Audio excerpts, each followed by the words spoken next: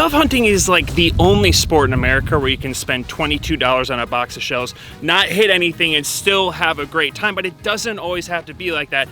If you're about to go out on your first dove hunt, this is the video for you. We're gonna talk about tips. It's like vitally important you don't shoot your friend in the face when you're hunting, and I know, I get it. We all wanna grow up and be like Dick Cheney and start 20-year-long, $3 trillion wars, but there's only one of those guys, and he's in a warmer place in Texas now. Tactics. A rookie mistake is actually walking over to your bird. You might disturb the ones that are gonna be flying around, and you can just pop up. So not an issue for me. Try it out. Guns. The break open, which I call the Joe Biden, not just because of that famous comment, because the only two people really looking to use this are people jumping into hunting and those looking to jump into a coffin. Gear. You should spend $700 on stuff you won't use that much. And if you make it to the end of this video, I'm gonna give you a couple of extra tips and tricks that'll make you feel like a pro and look like a badass. So stay tuned. The first thing you need to be successful on your first, second, maybe even third dove hunt, if you haven't used them already, are the Mojo Dove A Flicker decoys. And now I use these, 1, because they're compact, 2, they're ran by battery, and 3, they actually work really well. And how they work is there's a button on the bottom, you press it, and this decoy is going to flicker. What that does is it attracts birds that are flying up a little bit higher than you would be able to take a shot on and bring them down. Not saying they're gonna land in front of you. All you really wanna do is pull them down out of their curiosity so that you can get a shot on them. That's the first most important thing you're gonna do. I would take 3 to 4, maybe 5, 6 of these, and you're gonna spread them out in a range where you can actually take a comfortable shot, and it does make a huge difference. The chair is one of the most essential things for dove hunting because, I'll be honest with you, there is a lot of sitting, chit-chatting, and bullshitting when you're dove hunting. And if you have an uncomfortable chair, it's gonna hurt your ass. You're not gonna enjoy it as much. I have the Chama chair. Now, they don't make these anymore. And Chama, I don't know why you don't. These were the perfect setup. They come with a small bag. They fold up like this. It's just a compact chair. So get a compact chair, and I do recommend that you have a back on it, okay? It's super important. Don't skip it over. Don't say, I don't want it.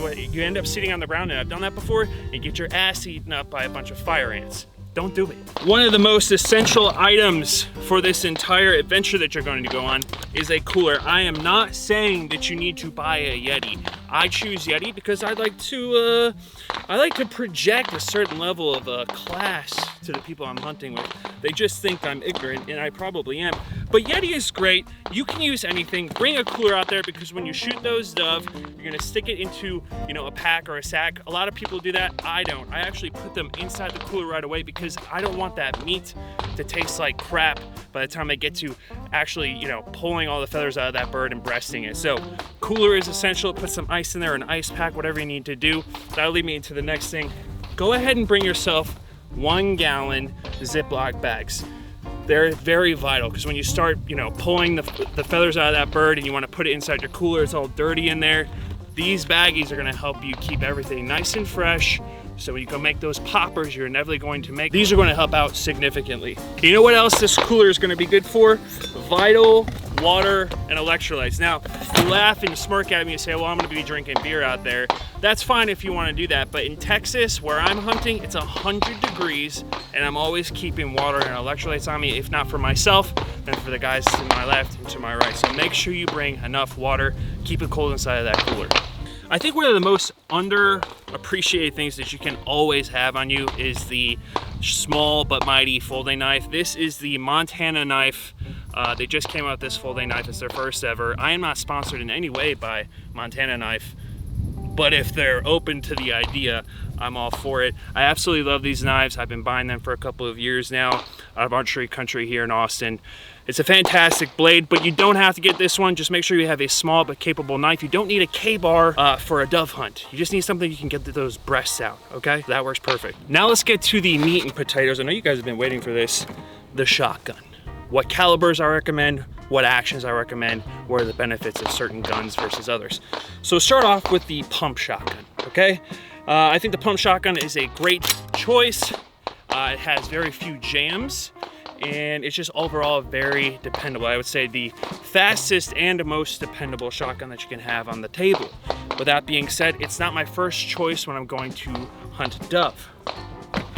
Your second option, presumably the simplest, easiest to maintain, and also the most dependable on the table, will be your standard break open. As you can see, this one is a little bit special. It is a triple barrel break open shotgun. And we actually have 3 different cylinders that we're gonna show you what that actually means and how it actually looks on paper. And then the last one is gonna be your semi-auto. This is gonna be what you're ideally going to want when you go hunt dove, because it allows you to shoot quick and move quick without having to pump and pull that thing down. And it doesn't limit you to, well, in this one we have 3, which is legal here in Texas. You're only allowed to have 3 shot shells inside your shotgun at one time, so this makes it easy. And if you don't have a plug, you need to get one, at least in the state of Texas. But this just allows you to follow up on those birds much easier. I totally recommend you getting a cheap entry-level gun for your first gun, and then as you progress, getting something maybe a little bit more higher end, like a Benelli or something like that. But this is a great little Stoeger 2000.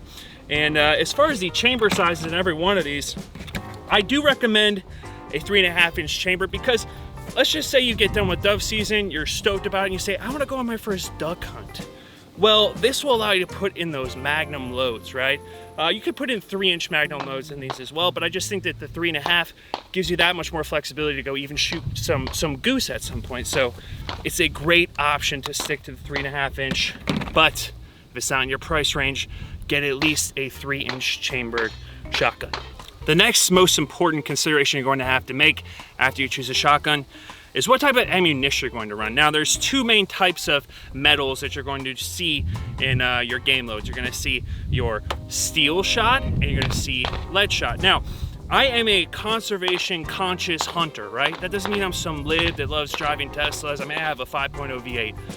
I don't care about the ozone, but I do care about the food that we eat, and I care about the ground, right? So the problem with shooting a lot of these lead shots is, over the years, the amount of lead that's deposited into the area that you're letting your cattle graze or your farmer's cattle graze is actually pretty significant. There's a lot of data on it. So I like steel shot, but if you so insist or you can't afford steel shot, you're gonna wanna get yourself some lead shot.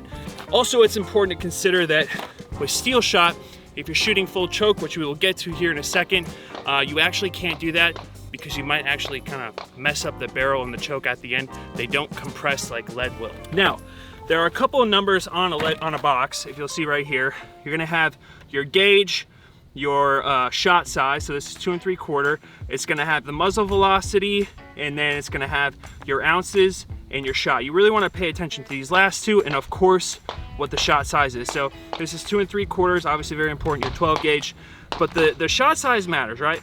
7.5 is essentially what you're gonna go with. That's what everybody uses because it actually helps you increase the muzzle velocity. You'll see on this one, it is a 1145 muzzle velocity because it is an 8 shot and it is a 1 1/8 ounce. So heavier load, lighter load, and faster. It kind of depends on your setup and what you're looking to do. And it also depends on where you're shooting. So pay attention to those numbers. They actually mean something on the top of the box. Yes. The triple barrel 3.5-inch chamber 12 gauge. This is 100% going to hurt my shoulder, but I do it for you people, okay? I do it for you beginners because I care about you. Now go buy a t-shirt. So what we're gonna start off here is 3 different chokes. That way I can show you the choke patterns and what it actually means when you're choosing improvise, full choke, or all those types of things that are kind of confusing, and I don't think people go in depth enough on this. I'm gonna make it a sort of 10,000-foot view so that you kind of understand why you would want to choose one choke over the other.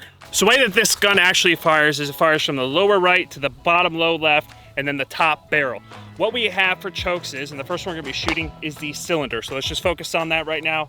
This is the cylinder choke that we're gonna be shooting, probably at, I don't know, 15 yards or something like that. So let's just shoot here.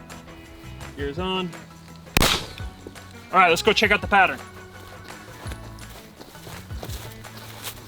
Check this pattern out. Gonna zoom in on that. So that's gonna be a very, what I would call wide shot. You can see that you've got pellets all the way from here all the way over here. That is a very big spread. So this is the kind of pattern that you're gonna use if birds are really close. Why? Because it's not really choked up to push that shot, so as it goes, it's not expanding. By the time that shot reaches, 20 yards, it's gonna be so spread out that no pellets, no BBs are actually going to hit the bird. So now we're going to move on to the improvised cylinder. Come on, bring it in. Yeah, so you can see the shot is tightening up right here. Look at this shot. Much tighter pattern than this one. Look at those both side by side. Get a shot of that one. I mean, it's right here in the center. So that is gonna be what I consider your medium range choke, because you can actually reach out a little bit further because they're tighter to begin with. So as they spread out, as they get a little bit further, you're gonna have a better opportunity to actually take the bird down. Next, we're gonna move on to the modified choke. Look at this, come here. A damn hole in this thing. So this is just really demonstrating that this is something that you're going to want to use if those birds are going to be real far away or up real high. Again, you're trying to bring them in with the decoy, but sometimes the decoy doesn't win and you need this type of choke. Now, a good case for this would be is if you're in an open field and you can't get these birds by the element of surprise. You'll see a berm right here. If I was hunting right here, I would probably run something like the improvised choke, because as those birds come over, they're gonna fly up, but I still have the opportunity to shoot them.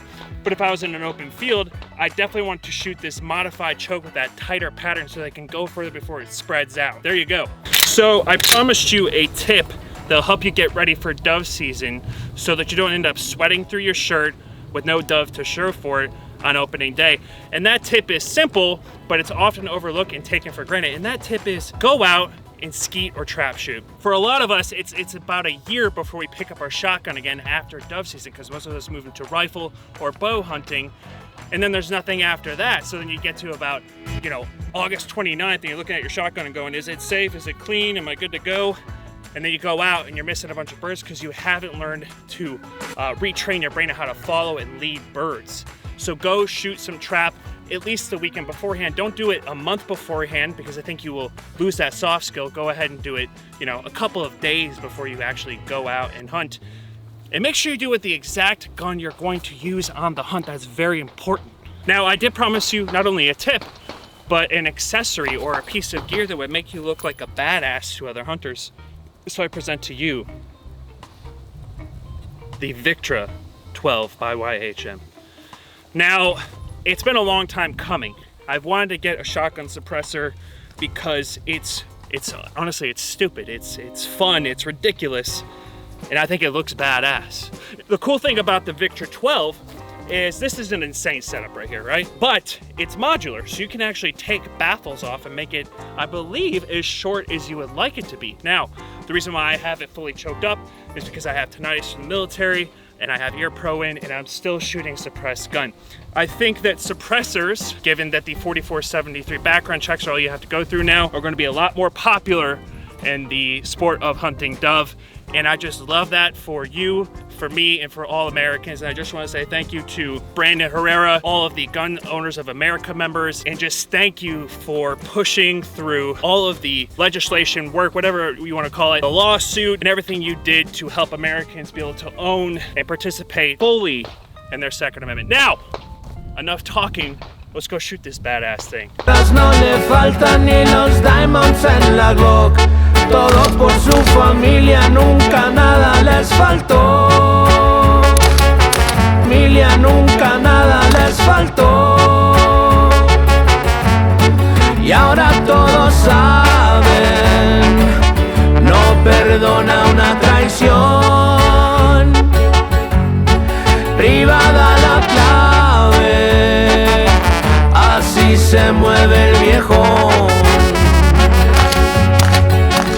That just about covers it. I could add to it, I could take away from it, but these are the major things that are gonna make you successful on this year's dove hunt. Stay tuned because next week I'm gonna be uploading my own homemade dove recipe, so when you are successful from everything you just learned, you know how to cook it. You're not just cooking a dove popper wrapped in bacon like everybody else on the internet. Subscribe to the channel. Until next time, always out there.